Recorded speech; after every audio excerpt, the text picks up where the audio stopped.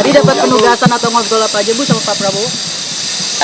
Saya dengan Pak Prabowo sudah beberapa kali ya, tentu saja briefing untuk keuangan negara APBN, karena selama beliau transisi dan pada saat kita menyiapkan APBN 2025 kan perlu untuk mendengar apa-apa saja yang memang menjadi prioritas dan arahan dari Presiden terpilih, Wapres terpilih.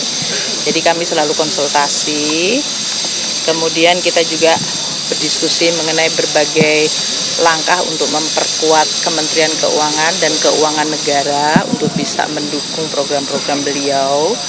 Makanya berbagai arahan mengenai pengelolaan dari sisi penerimaan negara, pajak, bea cukai, PNBP, belanja negara untuk kementerian lembaga maupun untuk transfer ke daerah, dan juga berbagai investasi yang dilakukan itu perlu dioptimalkan, ditingkatkan kualitasnya, diyakinkan untuk efektivitasnya, terutama untuk manfaat kepada masyarakat. Beliau perhatian sangat kepada bagaimana dampak APBN kepada masyarakat. Itu menjadi tekanan beliau.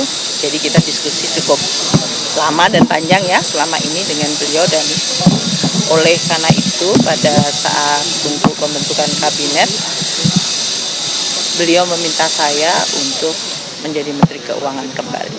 Bu, kan penambahan nomenklatur ini tentu bakal merombak APBN juga ya. Itu dibahas juga nggak Bu tadi di dalam? Sebetulnya di dalam APBN itu beberapa antisipasi terhadap program-program dari Presiden, termasuk dari sisi line up kabinetnya. Itu sudah dilakukan. Kita akan membantu semaksimal mungkin untuk kementerian-kementerian yang mengalami perubahan untuk nomenklaturnya maupun dari sisi pembagian tugasnya, supaya mereka tidak membutuhkan waktu yang lama untuk bisa bekerja secara lebih efektif. Itu ya. Jadi kita juga antisipasi. Jadi itu Pak Prabowo bicara tentang Kementerian Keuangan sebagai satu kementerian. Bu, BPN itu apakah jadi dibentuk? Yang penerimaan negara jadi dibentuk Pak? Itu memang banyak yang dititip oleh Pak Prabowo. Bu, kamera Bu. Enggak juga, kita tetap, artinya diskusinya kan enggak cuman malam ini ya, jadi sudah beberapa kali diskusi. Jadi saya rasa yang disampaikan beliau tetap konsisten, jaga keuangan negara, jaga APBN, jaga Kementerian Keuangan, perkuat terutama dari sisi baik penerimaannya maupun dari belanjanya, serta berbagai langkah-langkah investasi dan penggunaan keuangan negara.